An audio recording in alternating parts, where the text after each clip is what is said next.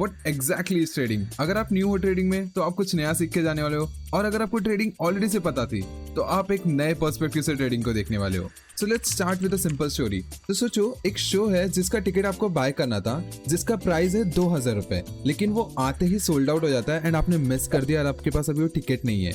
लेकिन कुछ देर बाद ही अब वो रीसेल में आ रहा है और रीसेल में उसकी वैल्यू है 3500।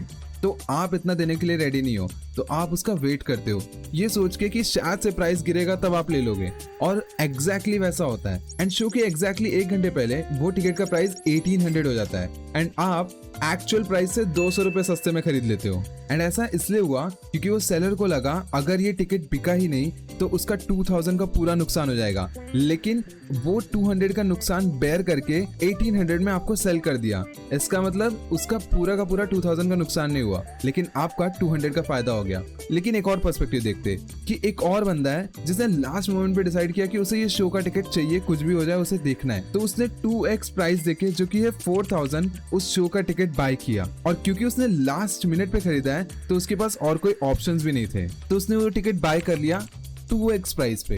अब जब शो चालू हो जाए और वहां पे एंट्री अलाउड नहीं है एंड आप अभी उस टिकट से कुछ नहीं कर सकते, तो वो टिकट का प्राइस अब नील है। एंड यही एग्जैक्टली ट्रेडिंग में भी होता है। अगर हम ये पूरा का पूरा स्टोरी ट्रेडिंग पे डालें, मतलब आपने एक चीज नोटिस की होगी कि टिकट के प्राइस चेंज हो रहे थे लेकिन सीट वही थी, तो इसका मतलब डिमांड ने उस शो टिकट के प्राइस को चेंज किया, नॉट द सीट। और स्टॉक्स में भी एग्जैक्टली सेम होता है कि कंपनी वही होती है XYZ, लेकिन डिमांड के हिसाब से उसके स्टॉक्स के प्राइसेस ऊपर या नीचे जाते हैं। और दूसरा लेसन, जैसे जैसे शो का टाइम पास आ रहा था वैसे ही आपका डिसीजन लेना काफी ज्यादा इंपॉर्टेंट एंड जल्दी हो गया था, क्योंकि आपको जल्दी एक्ट करना था, अदरवाइज आप मिस कर जाओगे।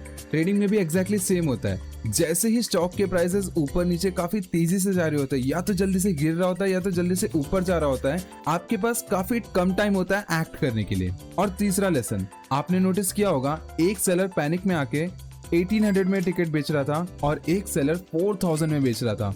तो एक ही चीज के बारे में दो लोगों का अलग ओपिनियन था। एंड ऐसे ही एग्जैक्टली ट्रेडिंग में होता है। ट्रेडर्स का काफी डिफरेंट ओपिनियन होता है। एक ट्रेडर को लगता है कि प्राइस गिरने वाली है इसलिए वो सेल कर देता है, और एक ट्रेडर बाय करता है क्योंकि उसे लगता है कि प्राइस बढ़ने वाली है यहाँ से। एंड अभी देखते हैं एक और नया सिनेरियो जहाँ पे हम लोग हैं एक नए फोन के लॉन्च में, और ये सिखाएगा हमें ट्रेडिंग का एक और कोर कॉन्सेप्ट, जहाँ पे लिमिटेड स्टॉक्स में कुछ हजार फोन्स लॉन्च होते। तो आपके पास सिर्फ एक यूनिट खरीदने का पैसा होता है, लेकिन आप अभी दिमाग लगाते हो कि आप उसे रीसेल कर सकते हो क्योंकि उसकी रीसेल वैल्यू ज्यादा होगी, क्योंकि वो लिमिटेड स्टॉक है। तो 30,000 का एक फोन है, तो आप अपने दोस्त से 60,000 का उधार लेते हो ताकि आप 2 फोन और खरीद सको, और यही उधार को ट्रेडिंग में लेवरेज कहते हैं। एंड अभी इमेजिन आपने 3 फोन खरीद लिए एंड आपका प्लान सक्सेसफुली वर्क करता है। पहले दिन में उसकी रीसेल वैल्यू एकदम स्काई रॉकेट हो जाती है, क्योंकि अब या तो जो जितने में बेचे उन्हें उतने में खरीदना होगा, और अगर अभी आप बेच दोगे तो उतने यूनिट्स पे आपको बहुत अच्छा प्रॉफिट हो जाएगा। लेकिन मानो किसी रीजन की वजह से आपने होल्ड किया ये सोच के कि मैं बाद में बेचूंगा ताकि आपको ज्यादा प्रॉफिट हो, लेकिन अगले ही दिन कंपनी ने अनाउंस किया कि वो 50,000 यूनिट्स और बनाएगी उस लिमिटेड एडिशन स्टॉक का। तो अब जब उसकी क्वांटिटी ज्यादा होगी तो बहुत लोगों के पास आएगा और बहुत लोग शायद रीसेल भी करे। स्टिल लिमिटेड है बट रीसेल करने के लिए काफी लोग हैं और काफी ज्यादा डाइवर्स प्राइस हो सकते हैं। एंड अब आप नोटिस करते हो कि जो कीमत में आपने खरीदा था एक्चुअली उससे भी कम में लोग बेच रहे हैं, तो आपका जो रीसेल वैल्यू है वो गिर चुका है। एंड अब आप प्रॉफिट की जगह लॉस बुक करोगे। एंड अब कुछ भी हो जाए, आप प्रॉफिट बुक करो या लॉस, आपको वो 60,000 60,000 रुपए अपने फ्रेंड को वापस करना ही है, चाहे आप प्रॉफिट हो या लॉस हो। तो यही एग्जैक्टली चीज ट्रेडिंग में भी होती है, जहां पे अगर आप ट्रेडिंग अपने पैसे से सिर्फ करोगे तो वो आपका प्रॉफिट या लॉस बुक करोगे आप, इसका मतलब आपको बेयर करना है सिर्फ।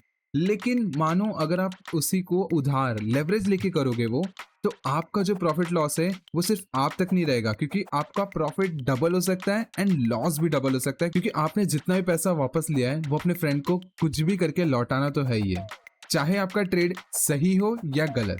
तो आज ट्रेडिंग के आप 2 कोर कॉन्सेप्ट सीख के जा रहे हो, ट्रेडिंग किसे कहते हैं एंड ट्रेडिंग एक्चुअली कैसे करनी चाहिए। क्योंकि आपको स्टॉक्स के प्राइसेस पे काफी ज्यादा ध्यान देना होता है। जब भी उसका प्राइस फ्लक्चुएट होता है आपको अपना एंट्री एंड एग्जिट प्रिसाइज रखना होता है, क्योंकि मार्केट कभी भी बदल सकता है।